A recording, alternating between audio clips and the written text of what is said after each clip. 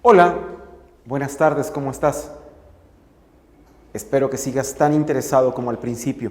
Es importante no perder la motivación, es importante no perderte en cuestión de pensamiento, es importante que te estés automotivando de manera constante para este proyecto de estudio. Bien, vamos a entrar al tema número 7, que es la Primera Guerra Mundial. ¿Qué tiene que ver con la Revolución Industrial? Tiene absolutamente todo que ver. La Primera Guerra Mundial arrancó el 1 de julio de 1914, el conflicto termina el 11 de noviembre de 1918. Aquí es la fecha del armisticio. Es importante que siempre tengas a la mano tu glosario de términos. ¿Para qué? Para que sepas terminología como lo que es un armisticio. Sin embargo, el fin oficial de la guerra se da el 28 de julio de 1919 con el Tratado de Versalles. Después de la Guerra Franco-Prusiana ocurrió una época que se le conoce como la Paz Armada. De 1871 a 1914, que empieza la Primera Guerra Mundial, a esto se le conoce como la Paz Armada. Es decir, los países no estaban en conflicto, pero se estaban preparando para uno. Por eso es importante que conozcas terminología como armisticio y como lo que vamos a poner aquí, Paz Armada. Repito, ¿y por qué lo repito? Porque solo la práctica es la que te va a dar estos conocimientos. La Paz Armada es el proceso en tiempo de 1871, que acaba la Guerra Franco-Prusiana, a 1914, que empieza la Primera Guerra Mundial. Se dividió en dos alianzas, la Triple Alianza, que es Italia, Alemania, y luego la Triple Entente, contra la Triple Entente, que es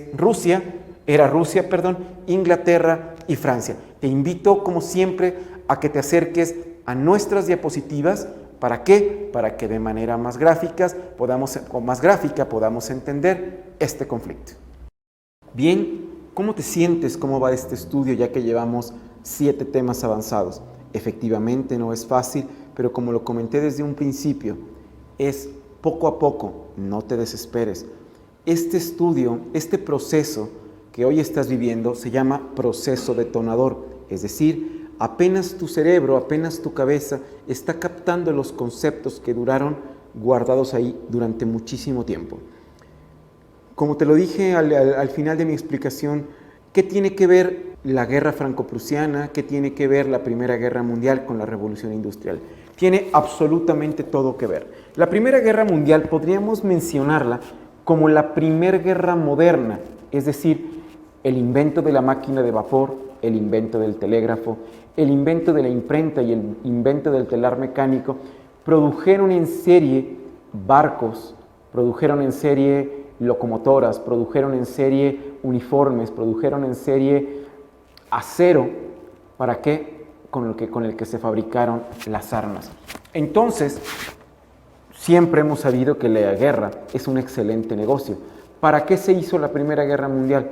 Para comercializar absolutamente todo el armamento y todos los inventos que se habían logrado en la Revolución Industrial. Primero que nada vamos a revisar, como siempre, así como las épocas del mundo antiguo, las civilizaciones del mundo antiguo, tienen una metodología. En el caso de las guerras mundiales, también tiene su estilo de estudio. Por ejemplo, primero que nada tendríamos que revisar cómo se encontraba el mundo de manera política y de manera social. Existían muchas tensiones entre las potencias y los ejes antagónicos. Principalmente, Gran Bretaña, Alemania y Francia eran las principales potencias. Alemania contenía un gran poderío económico, pero no tenía imperio. Podríamos decir que Alemania era un rey sin reino. Entonces, las ambiciones de los alemanes, en este caso del canciller, que era Otto von Bismarck, que es la persona que promovió la guerra franco-prusiana, en este caso Alemania quería absolutamente muchísimos más territorios de los que tenía. Y entonces Francia y Gran Bretaña bloquean a Alemania en esas ambiciones imperialistas. Además, teníamos otras dos potencias nuevas, que eran Estados Unidos y Japón. En estas diapositivas vamos a analizar sobre todo las rivalidades entre los diversos países y cómo se fueron conformando las diferentes alianzas. Recuerda que la Triple Alianza se formaba por el Imperio Austrohúngaro, por Italia y por Alemania. La Triple Entente se originó principalmente por Rusia, Inglaterra y Francia. Pero ¿qué fue lo que llevó a este tipo de alianzas? Entre Inglaterra y Alemania competían por la supremacía comercial y colonial. Como lo comentamos hace un momento, Alemania tenía mucho poder comercial, sin embargo, no tenía el territorio que ellos deseaban. Reitero, las fricciones políticas entre Inglaterra, Francia y Rusia a causa de la respectiva expansión colonial fueron también intensas. Sin embargo, aquí entran las prioridades de pensamiento. El pensamiento que en cada uno de los países pudiera ser diferente, pero en todos tiene algo completamente que ver. En la guerra tiene un vínculo que, además de pensamiento, la guerra tiene un vínculo comercial. Vamos a retomar los conocimientos. Acuérdense que la Primera Guerra Mundial es desde el momento en que termina, en 1871, la Guerra Franco-Prusiana. Eso pone fin a la paz armada. Vienen las alianzas militares de acuerdo a las causas que ya habíamos estado mencionando. En esta etapa de la historia, algo que tienes que tomar en cuenta es que estaban terminando el tiempo de los reinos, el tiempo de los imperios. Es decir, ese paso metamorfósico en el que los países dejaron de creerse imperios y empezaron a ser realmente repúblicas, les costó muchísimo trabajo a nivel evolutivo, en una cuestión social, en una cuestión política y en una cuestión económica. Para asegurar los resultados de su victoria sobre Francia, el canciller alemán Otto von Bismarck concibió un sistema de alianzas, que es los que justamente vimos hace un momento: la Triple Alianza y la Triple Entente. Como en todas las guerras, se necesita un pretexto para que estalle. Entonces, el 28 de junio, un mes antes justamente del inicio de la guerra, es asesinado en Sarajevo el archiduque Francisco Fernando y su esposa, lo que provoca el estallido de la guerra. En ese momento, Austria o el gobierno austrohúngaro le declara la guerra a Serbia y entonces los países aliados forman las alianzas antes mencionadas. Bien, las guerras modernas requieren de la épica. Acuérdate que la épica es ese género literario donde las hazañas mundanas las convierten en alianzas heroicas, en hazañas heroicas, Entonces, es importante que revises tu glosario de términos para saber cuáles son cada uno de los términos que tienes que saber para el dominio de estos temas. Por ejemplo, yo te recomiendo que agrupes la información de la siguiente manera.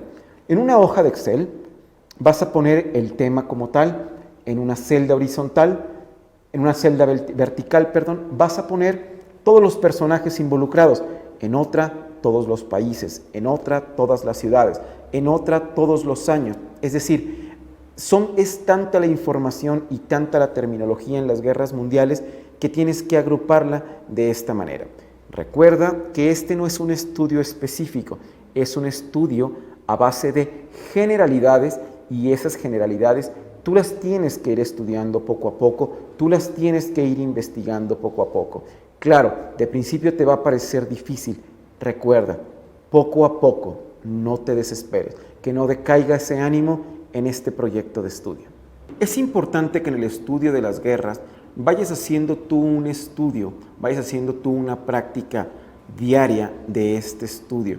Está completamente comprobado que todo lo que hacemos después de 21 días se ha convertido en un hábito. Bien, la Primera Guerra Mundial también se le llamó como Gran Guerra. Esto es porque no había sucedido la Segunda Guerra Mundial. Por eso, posteriormente se le llamó Primera Guerra Mundial. A continuación te marco algunas diapositivas que dentro del estudio tienes que ver el tipo de guerra y cómo se fueron iniciando ese tipo de guerra. ¿En qué sentido? Es decir, las primeras fueron guerras de trinchera. Después, posteriormente, entran otro tipo de inventos como la guerra submarina. Recuerda, aquí ponemos hasta arriba nuevamente el bloqueo a las potencias centrales. Francia y Inglaterra decretaron el bloqueo a Alemania. Es decir, siempre debes de estar recordando constantemente los hechos políticos y sociales. Revisa en el caso de la guerra submarina cómo se involucra Estados Unidos en esta guerra. Después, la derrota en Rusia. Como lo he comentado anteriormente, ocuparíamos muchísimo tiempo y muchísimas clases para ver todos los hechos relevantes de la Primera Guerra Mundial. Te recomiendo que hagas lo siguiente.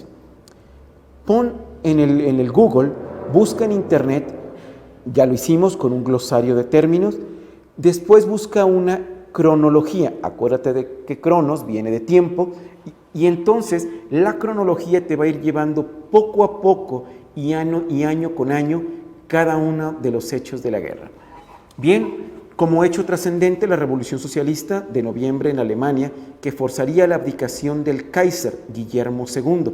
Podríamos decir, ¿sí?, que es, como lo habíamos comentado, el fin de las monarquías, y es cuando empezaba, podríamos mencionar, un nuevo orden mundial.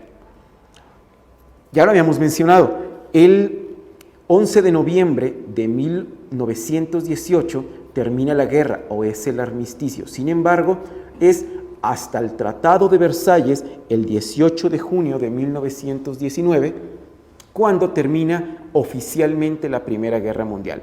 El Tratado de Versalles puso fin a la guerra entre los aliados y Alemania. Alemania perdió parte de su territorio, pues tuvo que devolver Alsacia y Lorena a Francia, entre otros territorios. Asimismo, te comento, fueron todas las causas, el Tratado de Versalles.